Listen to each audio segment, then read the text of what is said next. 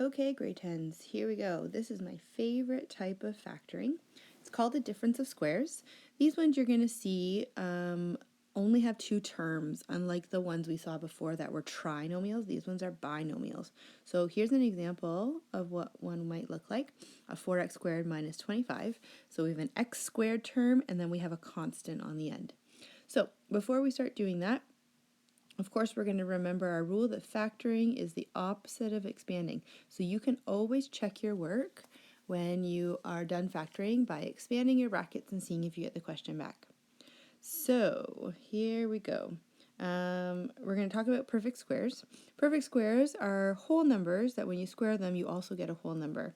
So let's take a look at these guys here. So if we know what some perfect squares, we know 1 squared is 1. Oh, try that again. 1 squared is 1. I don't like writing with yellow. 2 squared, we have 4.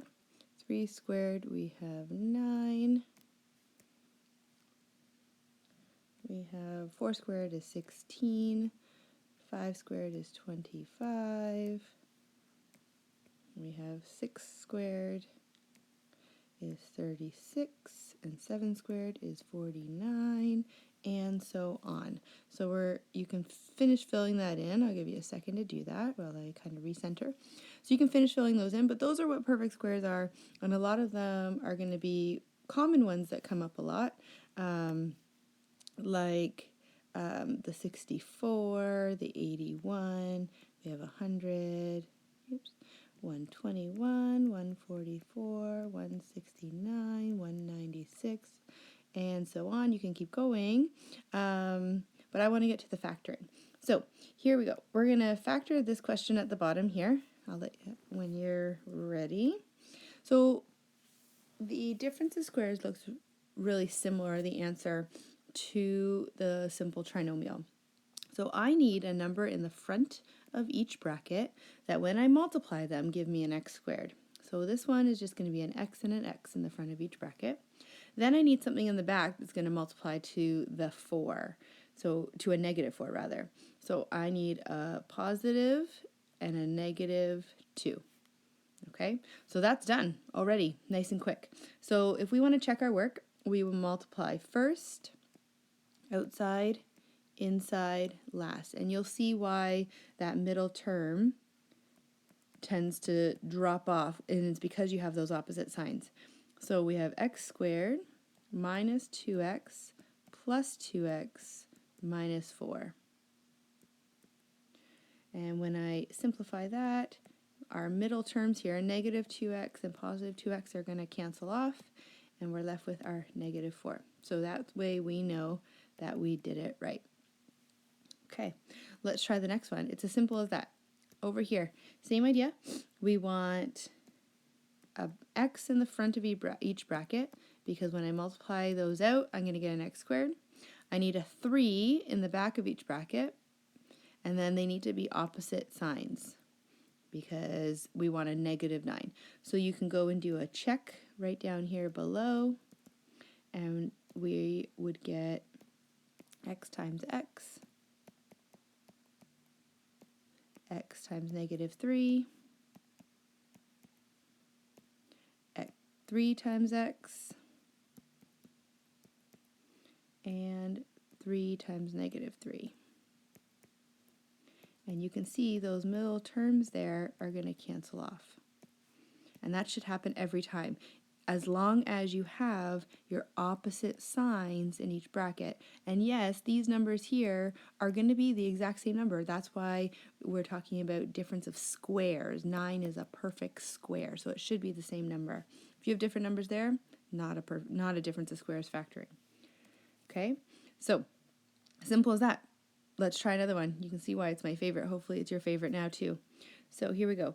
We have an x in the front of each bracket, and then we're going to think what multiplies to 16. It has to be the same number, or what's the square root of 16?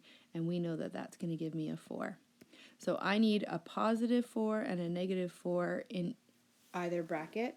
We can't be both positive, because you would get a positive here in the middle, and they can't be both negative because you would get positive as well. So it's called a difference of squares because we're subtracting. Also, doesn't matter if you have a positive here and a negative there or vice versa. Not at all. Because when I multiply these out, it's going to give me the exact same result, isn't it?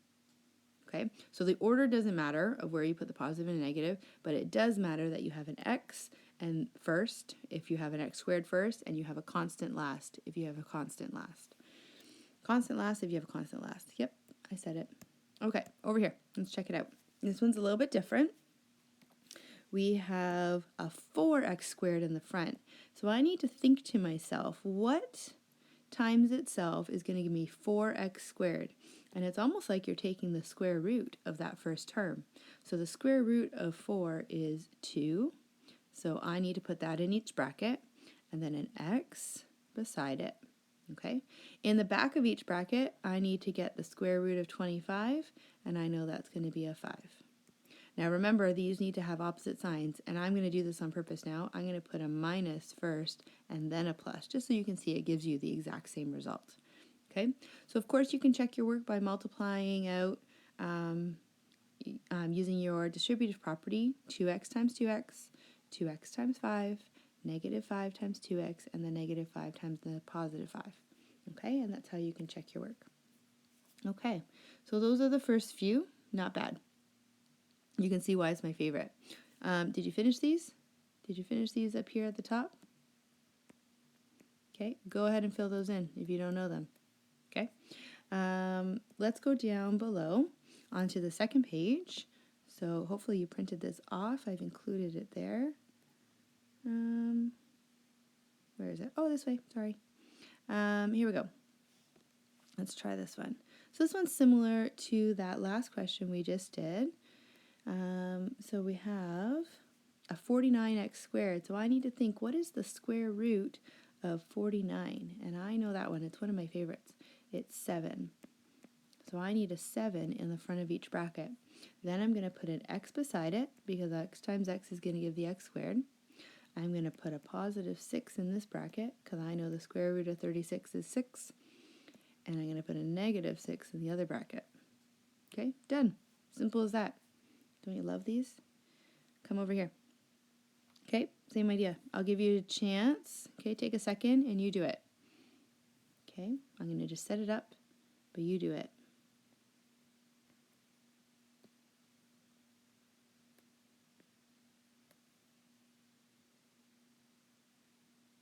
Okay, did you do it?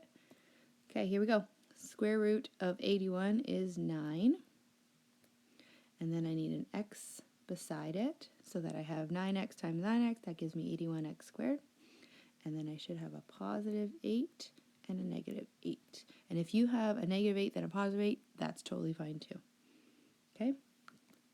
Let's try part C down here. Okay, this one's different. Can you see why? I can't hear you. It's okay. So I put the constant first, and then I put the term with the variable at the back. So that makes it slightly different. We're just going to make sure we put things in the right order. So I need to know, what is the square root of 16? That's going to be a 4. So I'm going to make sure the 4 goes in the front of each bracket. The constant needs to go first. Okay? And then square root of 25x squared, I know that that's 5x.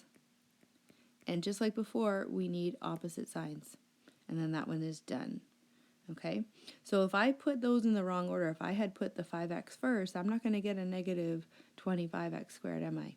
So you need to be really careful. The order does matter for the numbers, just not the signs. Okay? Let's try the one over here. So this one, you should notice that there is a variable in the back as well. And it doesn't make it much different. We're going to set this up.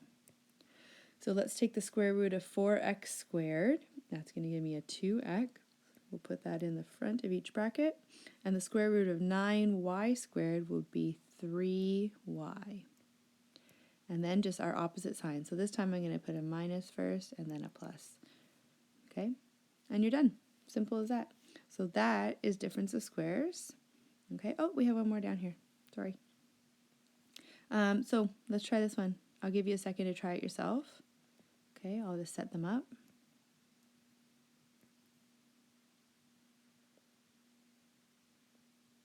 Okay, how'd you do? So we're going to think, what is the square root of 10x squared? Sorry, 100x squared. That's going to be 10x. Okay, then I need the square root of 144y squared, and that's going to give me 12y. And then I'm going to take, put my opposite signs. So a plus in the front and a negative in the back. And that is it, my friends. So that's difference of squares. Hope you like it. It's pretty simple. I've attached this to the post as well as the practice sheet. So it's the practice sheet that I want back. You can send this back to me too, but I don't need it. It's the practice sheet. So you're going to get a practice sheet down here. It looks like this. There we go. Lots of questions. There's 21 questions, but then I'll post some solutions next week as well. We're also going to have a quiz on Monday on simple trinomials, so be prepared for that. And have a good weekend. Take care.